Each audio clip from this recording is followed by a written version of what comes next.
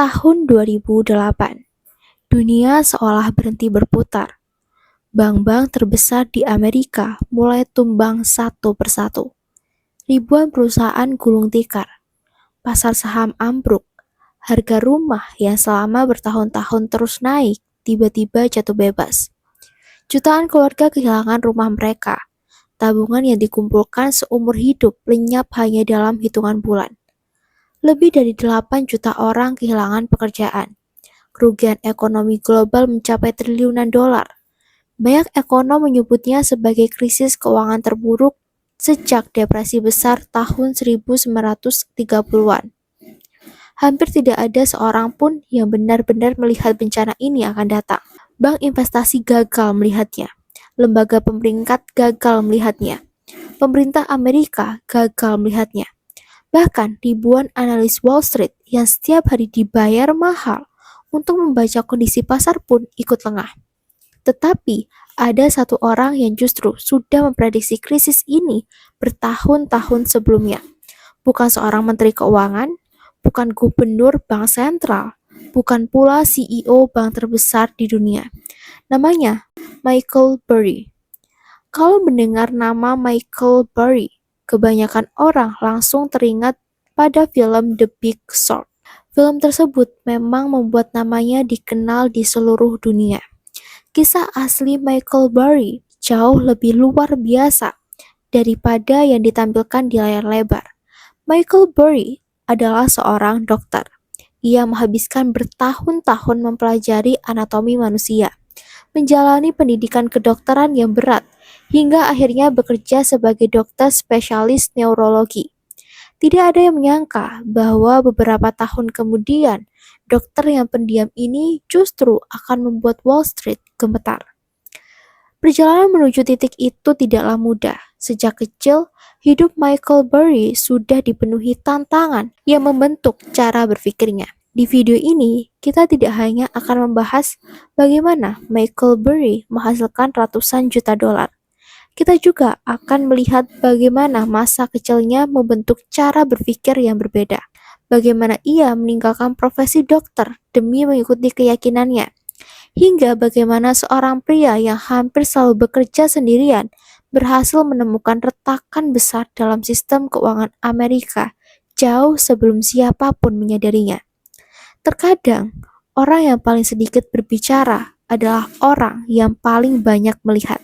Berawal dari sebuah kehilangan, Michael James Burry lahir pada tanggal 19 Juni 1971 di San Jose, California, Amerika Serikat.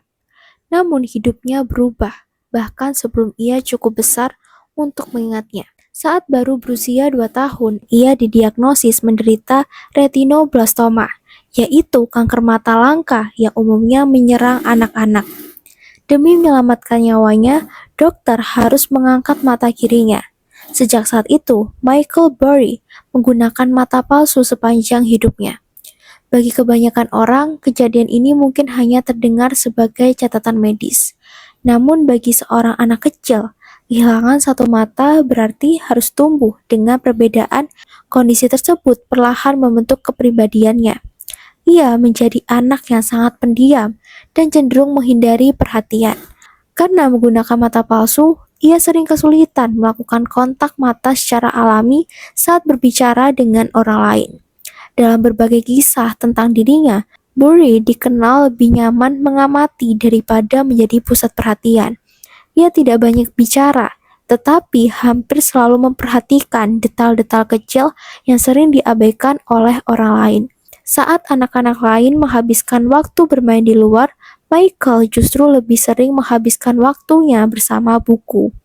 Ia memiliki rasa ingin tahu yang sangat besar dan mampu berkonsentrasi dalam waktu lama pada satu topik. Kemampuan untuk fokus secara mendalam ini menjadi sesuatu yang langka. Bertahun-tahun kemudian, kemampuan yang sama membuatnya sanggup membaca ribuan halaman dokumen keuangan yang bahkan dihindari oleh para profesional Wall Street karena dianggap terlalu membosankan dan rumit. Di masa dewasanya, Michael Burry juga mengungkap bahwa ia didiagnosis berada pada spektrum autisme. Kondisi ini bukan penyebab kecerdasannya, tetapi dapat memengaruhi cara seseorang berinteraksi dan memproses informasi. Hal itu tampak pada kebiasaannya yang sangat sistematis, fokus pada pola, serta tidak mudah terpengaruh oleh tekanan sosial. Ia lebih memilih mempercayai data daripada mengikuti opini mayoritas. Tanpa disadari, masa kecil yang penuh keterbatasan justru melatih kemampuan yang tidak bisa diajarkan di sekolah bisnis manapun. Ia belajar hidup tanpa bergantung pada pengakuan orang lain. Ia terbiasa sendiri, dan yang paling penting, ia terbiasa mengambil kesimpulan berdasarkan fakta, bukan berdasarkan suara terbanyak. Karakter inilah yang akan menjadi fondasi dari seluruh keputusan terbesar dalam hidupnya. Dari ruang operasi menuju dunia investasi. Meski memiliki minat besar pada analisis, Michael Burry tidak langsung masuk ke dunia keuangan. Ia memilih jalur yang sama sekali berbeda, kedokteran. Setelah lulus dari Universitas Vanderbilt, ia menjalani program residensi di bidang neurologi di Stanford Hospital. Kehidupannya tampak seperti dokter muda pada umumnya. Hari-harinya dipenuhi jadwal yang padat, giliran jaga yang melelahkan, dan tanggung jawab besar terhadap pasien.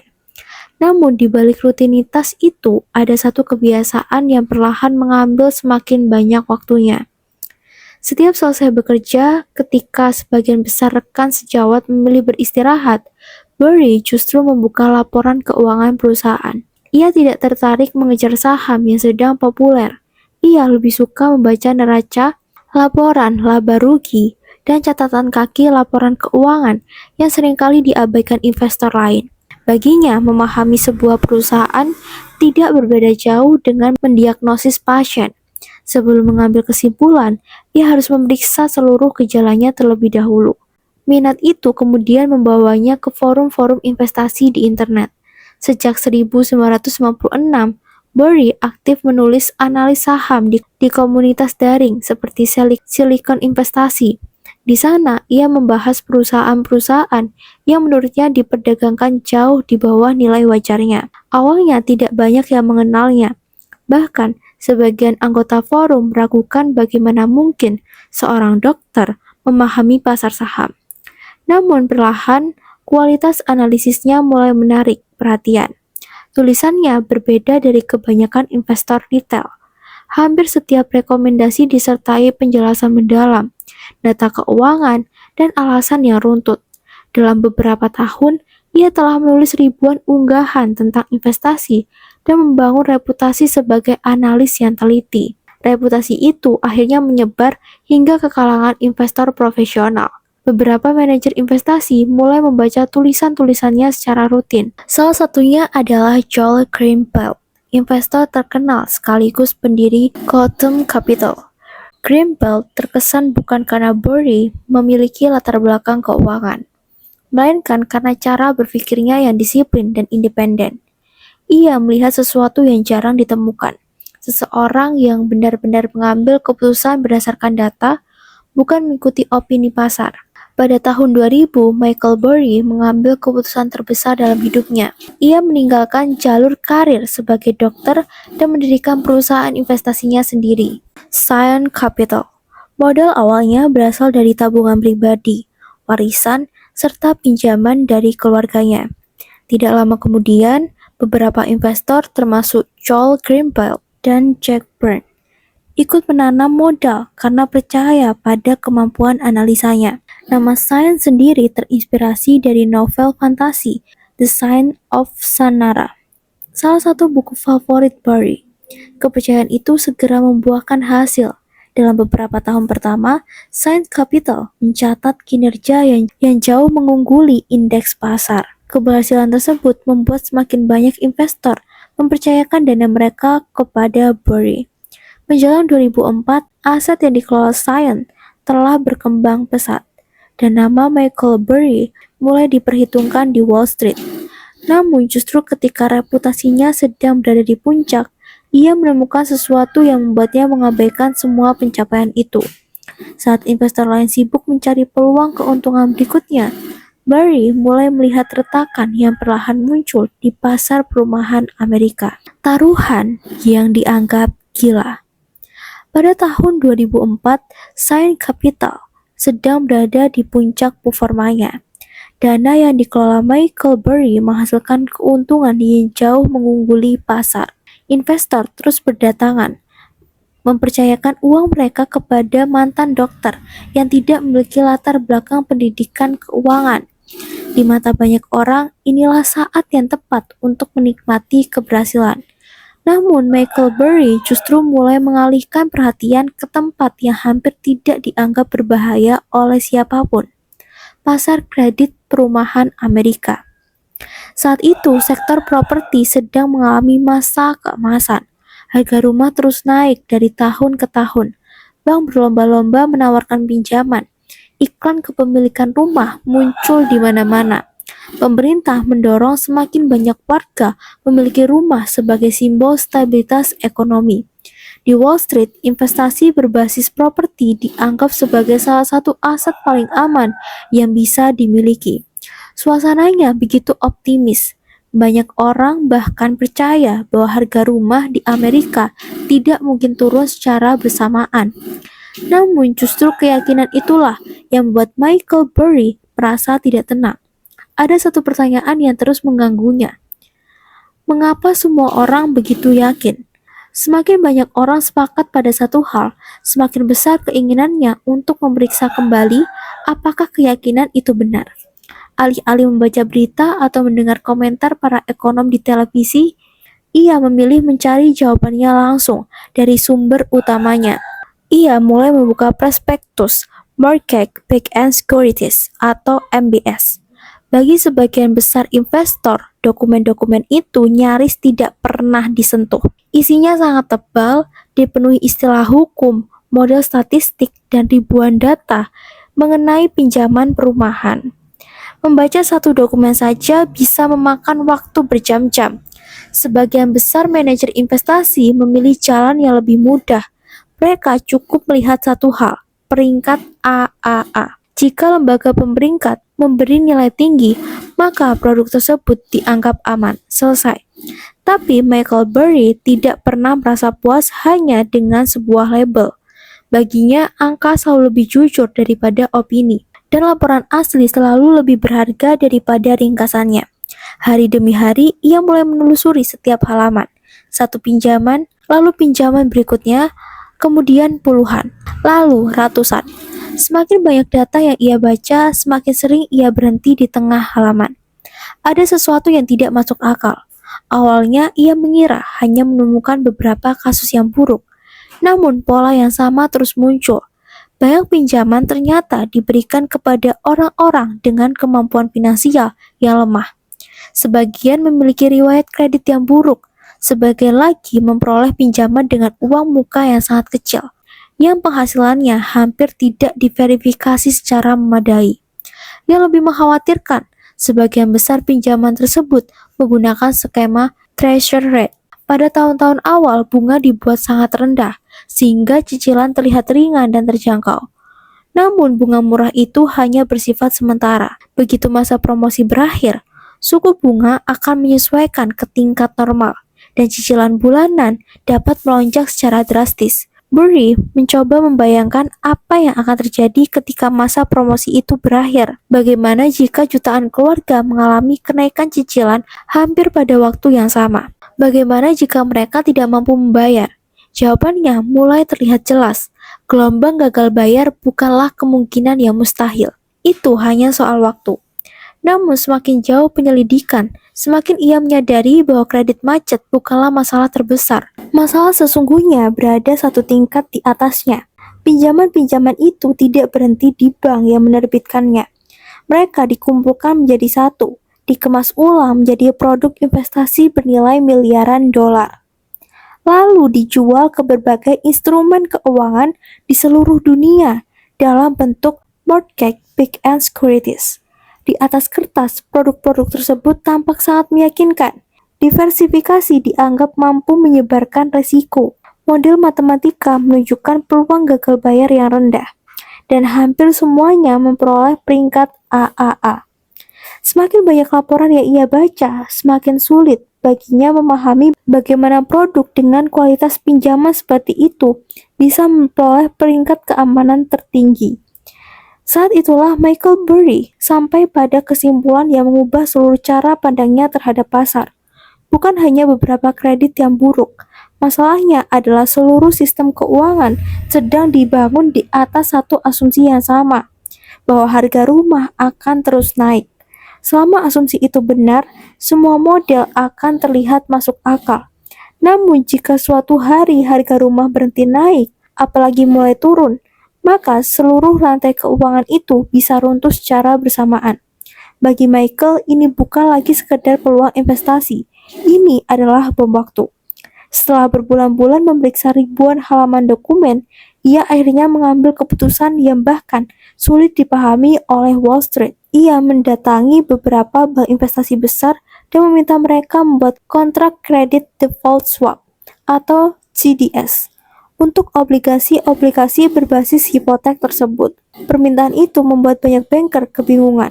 Hampir tidak ada investor yang ingin membeli perlindungan terhadap aset yang dianggap paling aman di Amerika. Sederhananya, CDS bekerja seperti polis asuransi. Selama obligasi itu tetap sehat, Burry harus membayar premi setiap bulan. Namun, jika obligasi tersebut gagal bayar, bank wajib membayar klaim dalam jumlah yang sangat besar. Bagi pihak bank, transaksi ini terasa seperti hadiah. Mereka yakin pasar perumahan tidak mungkin runtuh. Artinya, Michael Burry hanya akan terus membayar premi tanpa pernah menerima apapun sebagai imbalan. Mereka menganggapnya sebagai pelanggan yang sempurna. Namun, bagi Burry, justru bank-bank itulah yang sedang melakukan kesalahan terbesar. Jika analisnya keliru, Science Capital akan kehilangan jutaan dolar hanya untuk membayar premi setiap bulan.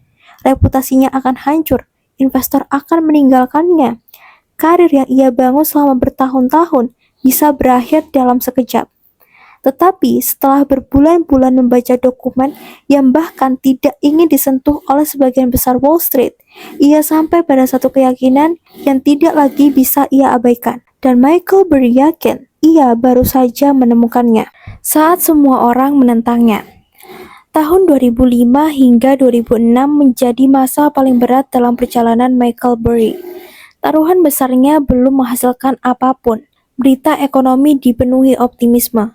Sementara itu, setiap bulan Science Capital harus membayar jutaan dolar premi kepada bank untuk mempertahankan kontrak CDS yang telah dibeli. Dari sudut pandang investor, keputusan itu tampak seperti membakar uang tanpa alasan yang jelas. Semakin lama krisis tidak kunjung datang, semakin besar tekanan yang harus ditanggung Burry. Laporan kinerja dana mulai menunjukkan penurunan nilai, bukan karena investasi sahamnya buruk, melainkan karena biaya premi CDS terus menggerus portofolio. Investor yang sebelumnya memuji kecerdasannya, kini mulai mempertanyakan semua keputusannya. Beberapa di antara mereka menghubungi Burry secara langsung dan meminta penjelasan. Ada yang menuduhnya telah menyimpang dari strategi investasi awal. Bahkan ada yang ingin segera menarik seluruh dana mereka sebelum kerugian menjadi lebih besar. Di sisi lain, bank-bank investasi justru menikmati situasi tersebut. Setiap bulan mereka menerima pembayaran premi dari Science Capital. Mereka tetap percaya bahwa pasar perumahan Amerika terlalu kuat untuk runtuh. Dalam perdagangan mereka, Michael Burry hanyalah investor yang terlalu pesimis. Semakin lama krisis tidak terjadi, semakin besar pula keyakinan Wall Street bahwa Burry telah melakukan kesalahan fatal. Tekanan mencapai puncaknya ketika beberapa investasi besar mulai mengancam tindakan hukum. Mereka menilai Burry telah mempertaruhkan uang klien pada instrumen yang tidak mereka pahami. Untuk mencegah penjualan paksa yang bisa menghancurkan seluruh strateginya, Burry menggunakan klausul dalam perjanjian investasinya yang dikenal sebagai set pocket. Langkah ini memungkinkan sebagian besar aset tetap dikunci, sehingga investor tidak dapat menarik dana yang terkait dengan posisi CDS sebelum waktunya. Secara hukum, tindakan itu diperbolehkan, tetapi secara psikologis memicu kemarahan luar biasa.